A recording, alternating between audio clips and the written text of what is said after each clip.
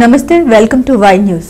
తెలుగు జాతికి తరగని గొప్ప సాహిత్యాన్ని అందించిన మహోన్నత వ్యక్తి గురజాడ అప్పారావు స్మారక భవనాన్ని సాహిత్య సంపదను కాపాడుకోవడం కోసం రాష్ట్ర ప్రభుత్వం తగిన జాగ్రత్తలు తీసుకోవాలని విజయనగరం జిల్లా పౌరవేదిక అధ్యక్షుడు బిశెట్టి బాబ్జీ కోరారు। గురజాడ గృహంలో గురజాడకి ఘన నివాళులర్పించిన అనంతరం విలేకరులతో మాట్లాడుతూ మహాకవి గురజాడ రచన భద్రం చేయాల్సిన ఆర్కియాలజీ విభాగం రాష్ట్ర టూరిజం శాఖ పట్టించుకోకుండా చోద్యం చూస్తూ ఉన్నాయని, రాష్ట్రంలో ఎవరు అధికారంలో ఉన్నా గురజాడ గృహాన్ని గురజాడ సాహిత్యాన్ని కాపాడంలో పూర్తిగా విఫలం అవుతున్నారని ఆవేదన వ్యక్తం చేశారు। రాష్ట్ర ప్రభుత్వం వెంటనే గురజాడ అప్పారావు సాహిత్య సంపదకు గురజాడ స్మారక భవనానికి తగిన రక్షణ కల్పించాలని బిశెట్టి కోరారు। ఈ సమావేశంలో పౌరవేదిక కార్యనిర్వాహక అధ్యక్షుడు పిడకల ప్రభాకర్ రావు, ప్రధాన కార్యదర్శి జలంత్రి రామచంద్రరాజు, సహాయక కార్యదర్శి తుమ్మగంటి రామ్మోహన్ రావు, ఇప్పవలస గోపి, తాడపల్లి నాగేశ్వరరావు, అల్లంశెట్టి నాగభూషణం తదితరులు పాల్గొన్నారు। ప్రపంచ దేశాల్లో తెలుగు సాహిత్యాన్ని ప్రతి మూలకి చేర్చినటువంటి మహోన్నతమైన వ్యక్తి గురజాడ అప్పారావు గారు। దేశమంటే మట్టి కాదు, దేశమంటే మనుషులు అని చెప్పింది ఆ గొప్ప మనిషే। ప్రపంచంలో ఏ దేశానికైనా సరే సరిపోయే గొప్ప పాట రాసింది కూడా ఆయనే। దేశమంటే మట్టి కాదు, దేశమంటే మనుషులు అని చెబుతూనే దేశమును ప్రేమించమన్నా మంచి అన్నది పెంచమన్నా అని అదే కవి భవిష్యత్తు తరాల నుంచి ఒక గొప్ప మాట రాశారు, మన వాళ్ళు ఒకటి వెదవాయిదా అని చెప్పి కన్యాశుల్కలో। బహుశా ఇవన్నీ వాస్తవాలు అయ్యాయేమో। ఎవరికి ఆంధ్రప్రదేశ్ రాష్ట్రంలో అధికారం వచ్చినా గురజాడ గారి సాహిత్యాన్ని కానీ గురజాడ గారి ఇంటిని కానీ కాపాడుకుందాం, వచ్చే తరాలకు చూపిద్దామనే ఆశ ప్రయాస రాజకీయ నేతల్లో లేదు।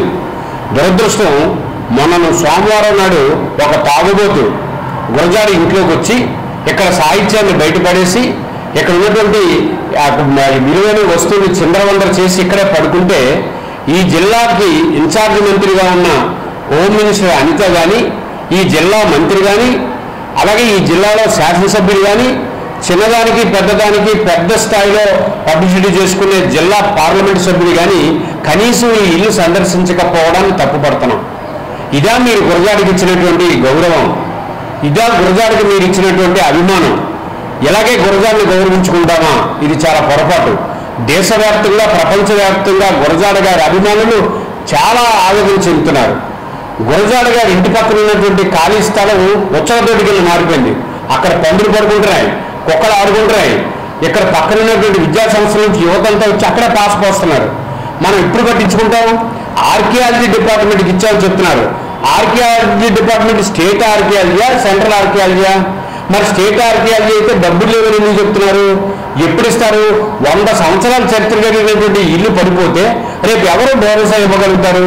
దయచేసి నేను రాష్ట్రంలో ఉన్నటువంటి పెద్దలందరినీ కోరుతున్నాను, టూరిజం శాఖ మంత్రి గారికి కానీ, ఉప ముఖ్యమంత్రికి కానీ, ముఖ్యమంత్రికి కానీ, లేకపోతే ఉత్తరాంధ్రలో ఉన్నటువంటి ఎమ్మెల్యేలు మంత్రులు కానీ దయచేసి పట్టించుకోండి।